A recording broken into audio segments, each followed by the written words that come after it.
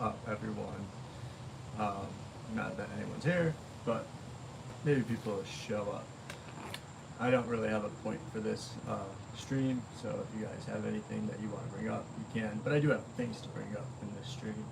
I'm working on a few little projects with Type.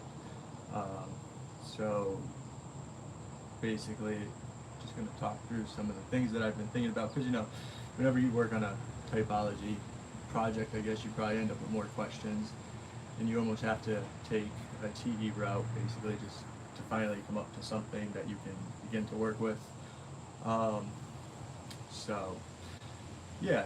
And now I just kind of want to talk about some of the things that I guess I've been questioning myself, or realizing at least. Yeah, but we're just going to be a chill time, kind of. I have some alcohol with me. So I'm going to be drinking that, and nobody's home yet, so it's kind of, I just get to hang out. But yeah, so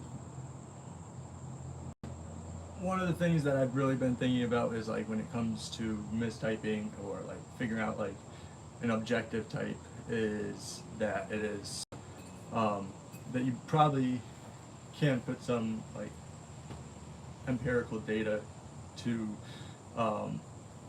figure out like an objective type in some way, but that's not really necessarily going to be the psychological functions. I think you're looking more at traits when you're looking at that, actually. And I've said that before, but like when you're talking about type, it's kind of, you want to make sure that you're keeping it relative to the individual you're typing. And like when you see new systems that come into play, like and when they're being used in a work environment, then they're obviously going to be relative to that environment. Also relative to the point in time we're at, because when you have a bunch of technology advancing, you have a lot of change of powers going on. You're actually going to see these functions like start acting in different ways.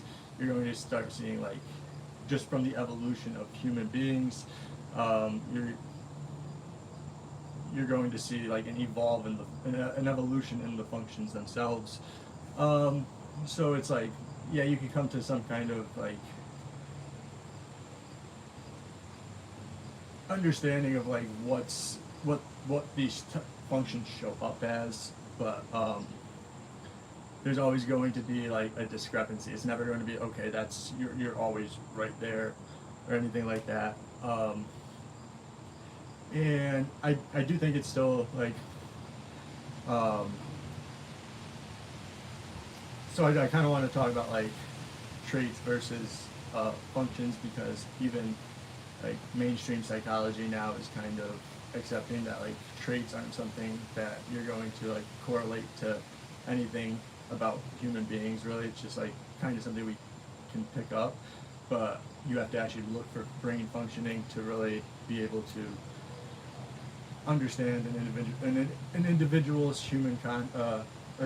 human's consciousness. So I do actually think that type's going to be becoming a more mainstream thing, and I think that's that it's, when you do that, actually you're actually going to lose a lot of the other aspects of type, because there's going to be a lot of things that they say can't be done with type. But I personally think like when it comes to type, you can apply it to anything. It's just you want to be specific about what you're applying it to. And so like you can have a bunch of people write a review on a book, and you can find evidence of not type, but of certain types of cognition going into that. When I was first getting into type, I was running my business, and it was pretty much just, to me, that was like an obvious thing that was going on. Was you would have just types of people that you would be hiring. You have types of companies that you would interact with, and like now, like it's like, if you look at motor vehicles, they actually use like the emblems like SE and SI. You have companies that are like big into technology, that they're using like the emblems of NI. So like everybody kind of knows type is there, um, and yeah, it's just. But when it comes down to like bringing it to mainstream like psychology, I just think that you're gonna lose a lot of it. The same way with like traits, you lose a lot of what's really going on with people. It slows down the whole process and things like that. So it is kind of fun seeing like random people who haven't like gotten PhDs and aren't like part of these big psychological communities coming up with their own projects to do. I do think that everybody kind of rushes it to be like, oh, this means that this is like type, and it's like, no, it means that you found like some correlations between some things, and like stereotypes do exist where like, yeah, you might have found one perfect type that matches that system, and in another system it's completely wrong, and in their system they have one perfect model of what that type is, but that's not most people who fit that type. um, yeah. Anyways, um,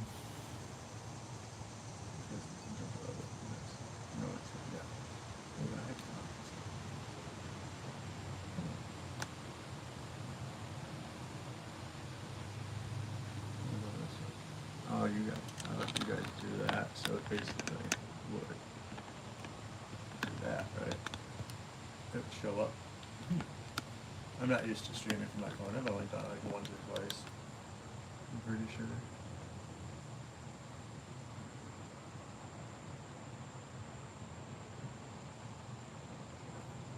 Oh, I don't know. We'll figure it out. But so let me know. I was gonna actually let you guys know that I'm actually going to be doing some live events where like I'll give you guys a Zoom link and we're going to talk about certain things. I'm going to put the events together. The first one's really going to be parenting. The second one's going to be business, and it's going to be, I'm going to bring some models. They're not always going to be type models. They're going to be psychological models that you can use to kind of make a decision. That's what a lot of it's going to be based around, is making decisions. So the first one's parenting, then business, and then we're going to see where those go. I also have, so just keep an eye out for those links, because whichever ones I put out, I don't want to tell you everything that I'm thinking about, because some of them probably are not going to happen. And then I also kind of wanted to do some things where I show you guys some of the content that like I consume, and like, so when I start talking about some of the other things about type, because like it's going to be more like photons and phonons, like how do we absorb the information from those things, because you know when Jung was talking about the self and the mandala, he was really thinking of like, I think he was actually thinking of like people drew mandalas, but like they drew themselves from those shapes, and that we're like basically these giant sensing machines that can take in different sensory input, and like when we draw our mandala, we're drawing ourselves in a way. And yeah, so I'm gonna be, and then like he and some of the readings he's shown like this, and man in his symbols actually, he showed the symbol of like a sound wave, and basically if we consider that we make waves from every movement we make, and we interact with these sound waves, which are phonons, and then like we also have visual perception, so these come from like photons, and then basically your type comes from, well, part of your type comes from like how do these things get absorbed, like, and when you hear about like introverted feeling, actually has like this selective hearing process of who they like are willing to listen to, or how they choose to listen to things. It makes a lot of sense that phonons would be like vibrations, and that's how our ears pick those things up. And yeah, and then with SE, I think a lot of it would be a lot of the photons. And then like intuition is something that like you have to really think about, when does intuition actually like get used, because even when Jung was talking about it, like sensing, thinking, feeling, those were like generally the public knew about those things. When intuition came about, it was like, what are you talking about with intuition? And it's still like, what are you talking about with intuition? So I actually think like intuition is like a process of, when he's saying alchemy, he's talking about like intuition is that process of mixing things. It's like a container that stores all sensory, either in the form of SI, like points, or you're gonna have like SE getting stored into like an I container, which is probably like, I thought of like a triangle spinning, like a boomerang in a way. I don't really know if that makes sense, but um, yeah, that's kind of, and obviously like, well, actually this isn't obvious. It's like, so if you can actually picture an image, like, is there like actually any physical content to that image, or is it really just a process that we're looking for? Like that, because of what I just said. It's like, yeah, I said, okay, it's like a triangle, but like you have this point where everything meets. Now, is that like a process that gets to that point, or is that like an actual, so like, because if you, I've done this where I've like been at my office and like the thought process I had there couldn't match the thought process that I had at my house, like at the same point in time. And then like even points during the day, like where you can't have that same, so that same thought process, um, or even the same thought. So like it does like space actually hold, because it holds reality, like it holds like what you can consciously perceive with sense perception, like um,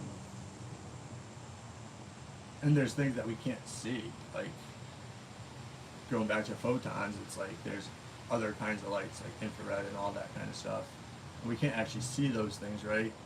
So is there other ways that like, so you know, like when you're watching Tom and Jerry and they have like that little bubble, and like any of those cartoons, or like that was your thought bubble, like,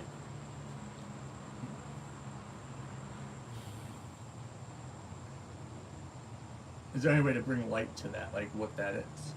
I don't know. It's kind of like how I've been thinking about a lot of these, but then at the same time, I'm like, okay, so you get into all of that, and like, where do you use this, like to actually make things better, um, and like how, like, it's actually like a pretty like drastic push to actually say, okay, let's like incorporate type. And like you would really have to say, okay, like we can incorporate type from a very, very young age. And I actually like, I know it's like controversial about typing babies and things like that, but I'm pretty sure you can type babies, especially if you understand it as like it's ingrained into you. Now, do I think you should go around telling a baby, like, or even a child, like what their type is and how they should act because of that? No, but it's, as a parent, it would be beneficial to understand the typing, kind of like the typing of your child, or at least like the general temperament. It's not a bad thing to say, hey, you know, that's pretty obvious. Which I got me thinking, you know, like, I listened to Lex Friedman's podcast, and he had like this Andrew Bustamante on it. He's a CIA agent, and he said that as CIA agents, they use the MBTI um, when they're profiling the people that they are like targeting for information, and he uses it. His wife was a spy. They know each other's types, ENTP and ISFJ, which, you know, if you know the system, it's kind of like, oh, you got with your opposite, the anima. So it was really interesting to hear that podcast the other day. Um, and it's like, yeah, like, why do they keep pushing the big five? What do they not want people to know? Like, seriously, I really think, like, type is so powerful that, like, it's actually hidden from the public. And now it's becoming a thing where, like, it's like marijuana. right? Like it really is. It's like, you know, they made marijuana seem like the worst thing in the world, and then, you know, now they can regulate it where like they're going to regulate type in a way, and then, you know, if the government regulates type, then we end up with like a giver society. I don't know if you guys ever read the book or watched the movie, but I mean, like in that, I guess the guy's like got to be like considered an INFJ, right, in the giver, because he like absorbs all the emotions of everybody. Um, and like imagine if we could do like human. Imagine if that's what type leads to, is that kind of human engineering. I don't know. I think we're at like a point in time when we're at like a place where like we're at like the formation of what we used to think of, not we, but like what society used to think of as gods, or humans used to think of as gods. We're creating our heroes now through cryptocurrency and like the industries or the companies that we choose to use. Like Amazon is going to become like, it's not going to be a real company. It's just going to exist. It's like almost like the post office. Like I guess we do that to governments and things like that too.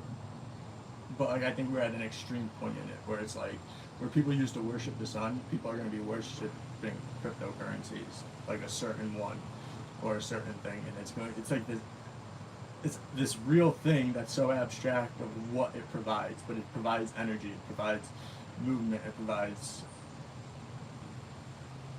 like evolution. Just all aspects of evolution get provided by these, and we create gods, is what I call them out of it. But it's just like something to, uh,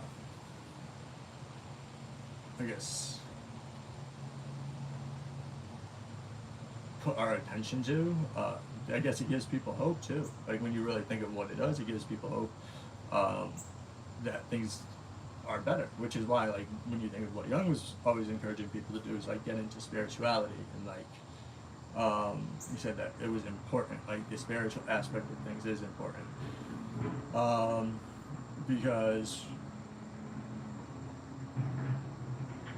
it keeps people dry. I think it keeps humanity driven towards a betterment, but like I think you also realize that it also leads, like there's always like that dark road of going down into that. Like it's like we have this ability to take our conscious whatever. Like I said, I don't know if it's a form or if it's just a process, but it exists within us. We can come up with this idea, and we can put that out to the real world, and it can be like a beautiful thing with like this this creator kind of presence to it, or this destructive presence to it. But either way, it's going to lead to it's going to lead to its opposite, because there's always, it's like, you know, accounting, there's always like that double entry, and like that's pretty much what the world is, and that's what a lot of this is just explaining. There's this double entry to life, and like it's scaled, and like, you know, there's ways to do it, and have an immediate impact of this double entry. But there's also like a way where you don't see exactly what happens from the first entry. You don't realize which entry caused that second entry, you know? So yeah, I mean, that's why like you have to keep type relative. It's so complex. Like yes, there is so much that can be like, for like the psychological community, like there's you can get down to the nitty gritty, but for the use of like people in society, like you want to be relative. So I think I'll use this example as like, if you went to a lawyer's office, they're not going to have any FE people really. They're going to be a lot of TE and TI. It's not going to be a lot of FE. But say you actually, but say you went into that office to type these people, right? You're not going to just type them all the same thing, because if you're actually looking at the dynamics of what's needed in that workplace, somebody's going to be, out of all those thinkers, somebody is going to be the most likely to bring some kind of harmony to that place. Otherwise, you know, that business isn't set up right. But in reality, not many people in that kind of industry are going to be FE, maybe FI, but not FE, right? But you still want somebody who can bring that to it. And if you keep things relative, and that's what people are doing. They're not, and that's what I'm saying, you have to TE it at some point, where it's like, hey, this is the data points all clustered together. We understand that there needs to be diversity in any group, so you're trying to figure out out of this group of X amount of people, how do you diversify it based on this system, based on the way that person is looking at it, or that group of people is looking at it, whoever's typing. And eventually, like, you'll have all those data points, and you're going to realize some of that isn't functioning, some of that is traits, and you're going to realize that there's probably some kind of dual or even more aspects to the psych itself, where like you'll realize like, yeah, people do go in and out of modes and things like that. So it's like, I don't know, it's better off just not to argue it and just kind of keep collecting the data until you're for sure what's going to happen. Or like, you're never going to be for sure. So like, just keep collecting it until you find like a place to utilize it the best way that you can.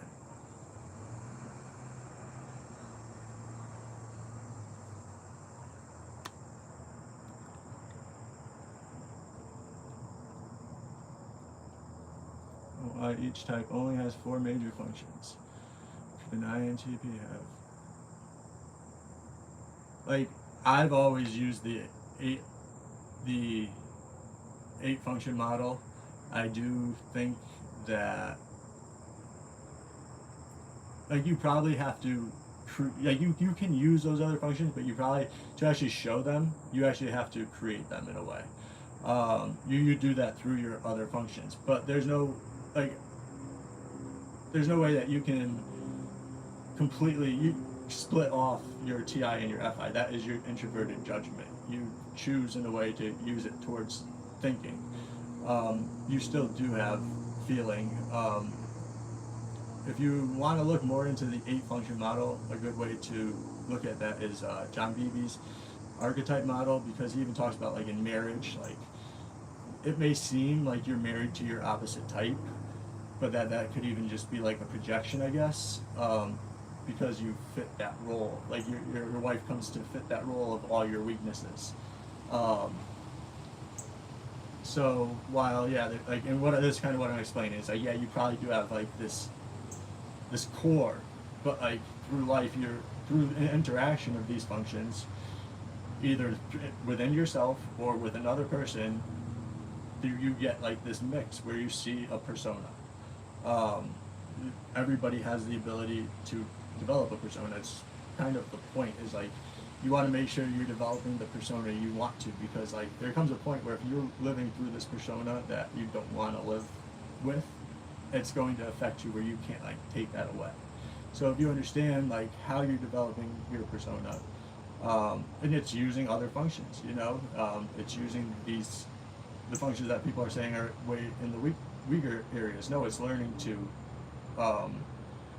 find ways to use. I always say you want to use the one that you use, your dominant, and find ways to use that to work on the weaker functions. It really depends on where you are at life. When you're a young person, I don't think you should really be trying to use those functions that you don't naturally choose to use. When you want to develop into like a mature adult who wants to just live life somewhat like normally, you're gonna have to like, and it's fun because you can frame this in the way of your dominant function. You frame it as like, I'm going to learn how to use these other functions. You can collect data points, see how they're used, and then like, I think that like this is part of differentiating, is like, what medium are you going to use these things in? I think when I coach people actually a lot, is like I've realized that a lot of people don't have their own medium. For me, it's like YouTube. For other people, it could be the guitar, it could be or like instruments. For some people, it seems like for a lot of people it is just work, and for me a lot of times it was that. But you're looking for like a medium, and in the medium you're going to find those other functions that you can put into it. Like I said, you're taking consciousness and putting it into something. So if you have something that is in your FI and you're doing it, when that's observed, you're going to see that within it. You might not see that expressed from a persona itself, unless it was, say, you were writing music. Maybe your FI goes into that. So that's the complexity of it. It's and it's okay to be like that. Type itself, if we're going to get down to like one function, it doesn't make sense unless you have like that kind of um, structure in the world where it's like, if you're this type, this is what you do. If you're not this type, you don't do these things. Um, and I guess that's just a societal choice on how we choose to use the system, right? It's not really, uh, there's no definite way of how that'll be used. But I hope that kind of answered your question, because I personally enjoy the complexity of it. I like that it's so complex that even when you think somebody's like onto something, you're like, well, they're not onto it over there. I don't know. And if anyone has any questions, I'll definitely take those. If not, oh wait, there's more, yeah. So you believe in developing inferior FE directly, doing things that directly engage it, relationships, etc. I like this better on the computer, but we're more into reading these videos.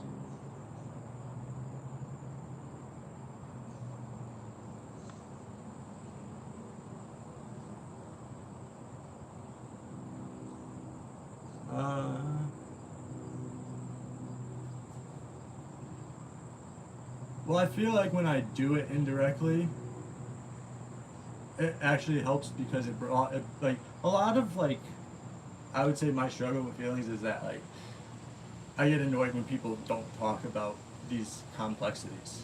I guess that's how that's kind of how I would put it. So when I put it out to the public as just like, not directly, it's, people come to me who want to hear about the complexities, so it's just easier to just keep going with that. That's pretty much the best way I could really explain that. Also, it has a lot to do with like my personal thoughts. So yeah, I'm taking my TI and framing it with FE. That's pretty much what I'm doing. But anyways, if there's any more questions, I'm glad that helped you.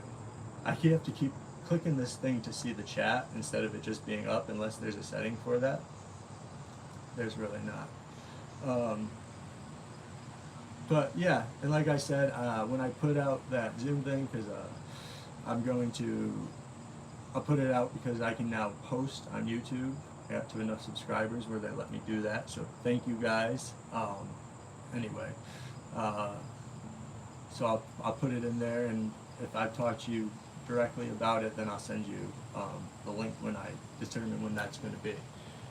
Anyways, I'm going to try to come on live more, because like what I'm working out right now, it's going to take a while, and I'd rather just keep talking about it like this, have you guys ask me, so that way I know where do we actually direct this, where does this really need to, because it works everywhere, but where does it really need to be